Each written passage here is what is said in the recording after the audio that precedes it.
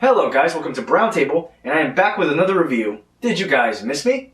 No, get out of here! Shut up, Jeffrey! Captain America Civil War is a movie directed by the Russo brothers, and it stars Chris Evans, Robert Downey Jr., Scarlett Johansson, Sebastian Stan. The story is good. The plot of the movie is that, basically, after all the events of the Marvel Cinematic Universe, New York destruction, the Sokovia destruction in Age of Ultron, the Washington when the helicarriers fell in Captain America the Winter Soldier, all of this has been culminating to Civil War. It's basically the government saying to the Avengers, hey, you have to be held accountable for everything you've been doing. And so this leads to two factions to split out, which is Captain America saying, no, we can't be controlled by the government. If people need help, we have to go out and help them. While Tony Stark says, no, we have to be in compliance with the government because, rules and regulations. What if one of us, falls out of line? What if one of us becomes evil? So basically, anyone who does not comply with the Sokovia Accords is arrested, and that's basically the entire conflict. While all that seems really big, and it seems like it's the main story, that's actually kind of half the story, and another half of the story is Bucky, and what happens with Bucky, and, just figuring out if he's responsible for the things he's doing in the movie, and what happens, and is he good, is he evil? He's obviously on Team Cap, but is he, really in the right? Is Cap in the right for being so protective of Bucky? Is Bucky really a good guy? We don't know. And in the end, it's going to get really iffy whether or not you really think Captain America's on the right side. And you're going to get really iffy if Tony Stark is on the right side. Because these things, they kind of conflict with each other, these two ideals. And it's really well written to make you really unsure of which side you're going to choose.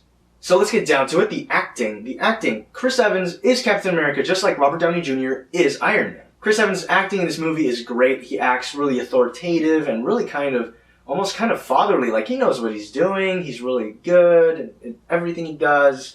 He acts like a brother to Bucky and to Anthony Mackie as the Falcon. It's great. The writing for his character is really good, and you can really see how far the character has progressed after the first movie, the one in 2011. Another thing that's great is Robert Downey Jr., and what's crazy about that is even though this is Captain America's movie, and it's really obvious that this is Captain America's movie, by the way, Robert Downey Jr.'s performance really kind of just goes over Chris Evans, because Robert Downey Jr. in this movie, he's not an asshole. Like in the other movies, Iron Man 1, he was great, because he turned from an asshole to a really responsible human being who's still funny, and kind of narcissistic, but kind of, he understands what's right and wrong. He knows what he's been doing in the past, selling weapons is wrong, and now he's trying to correct himself. In this movie, you can finally see more of that, and not, the cocky douchebag from Iron Man 2. You also see less of that Iron Man that was in Iron Man 3, that kind of pompous kind of guy who goes around threatening terrorists. Like, who does that, So it's great to see a Tony Stark that, knows what he's doing, and even though his life is all complicated, he's out there giving scholarships to MIT students. Great scene. I actually love that scene because you can actually see what Iron Man is doing, Tony Stark is doing when he's not Iron Man. And really, at the end of the movie, Chris Evans, Sebastian Stan, and Robert Downey Jr., as well as Chadwick Boseman, they all pull in these fantastic performances, and Daniel Bruhl too, which is great, just great. But really, props to Chris Evans and Robert Downey Jr. for making these two sides really relatable and really understandable, making these characters relatable. That's what I'm trying to say. Now, Spider-Man in this movie is, you instantly know when he's going to show up, and when he shows up, it's like, what? And I'm not talking about Spider-Man, I'm talking about Peter Parker. Seeing Peter Parker in this movie just come out and appear after being in two mediocre movies, and I love Andrew Garfield's interpretation as Spider-Man. As Peter Parker, not so much, but we finally get to see that high school Peter Parker that we're supposed to get from the start, and it's great to see. Tom Holland, fantastic as Peter Parker Spider-Man, and Aunt May is also there, very, very fun. And it's just fantastic to see. Spider-Man is fantastic in the airport fight sequence, which I'm going to talk about in a bit. And another character that steals the show is Paul Rudd as Ant-Man. Now, you wouldn't expect Paul Rudd as Scott Lang Ant-Man to be one of the craziest, greatest things ever, but he really is awesome in this movie. This character's given a lot to do, and he pulls off these amazing feats, which are just astounding, they're astonishing. All these characters are very well written. And another character that's very well written is Daniel Bruhl as Zemo. His motivations are great, very mysterious character.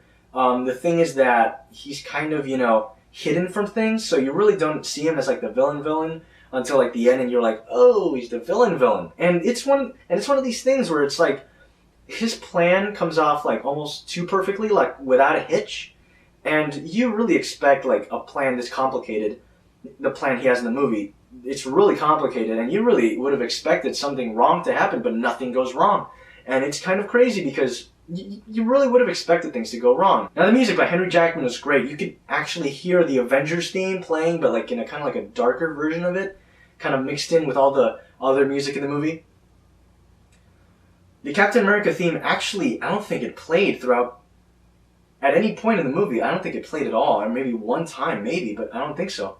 And you really expected this because even in Winter Soldier they used the original Captain America theme, but here they didn't, which is kind of surprising. The cinematography here is really something to talk about because you really get all these long shots and just beautiful establishing shots of things. You know, they're not like excessive, like, oh, I'm going to take a shot over here. You know, it's what's really needed, and you just get these really good shots. There's also really intimate shots, like, for example, Scarlet Witch just watching TV in a room, and it's just great. If you don't understand what I mean by Scarlet Witch watching TV in a room, by that I mean it's Scarlet Witch watching TV in a room, but it's not a shot where it just shows Scarlet Witch watching TV. It's not just that. You also see the entire room, and from that shot you can actually get to know the character more just from what she has in the room. And it's great. A lot of filmmakers use this. The smart filmmakers use this. And something else, the visual effects. Now, the visual effects were great. Spider-Man, you know, when you saw Spider-Man in the trailers, you really expected, like, you know, kind of like a CGI-looking character. No, they fixed it up. They really polished it, and it looks fantastic. All the effects are great. You know, the shield, great. Iron Man's suit is great. There's only one thing that's off, and that's when Iron Man, you know, takes off his helmet, and you can see Tony Stark's face, but the Iron Man suit underneath. And it really kind of looks like copy-pasted Robert Downey Jr. head on Iron Man's body, but I don't know. That was the only thing that was off. And that actually came out a lot in the movie, you know. Robert Downey Jr. taking off the helmet, it's pulling back, retracts, and you can just see his head on the Iron Man suit, and it always looks kind of wonky. I don't know why. I guess it's not really polished enough. But that's just, you know, one of the few gripes I have with this movie. This movie is fantastic. It's well acted, well directed, well scored, and it's just great. The cinematography is beautiful in this movie. Whenever you get to a new location, you get the location's name like right on the screen in huge letters. At first, it's kind of like, whoa, that actually looks really cool. So yeah, guys, Captain America Civil War, fantastic movie, well acted, well directed, well scripted, everything was great about it.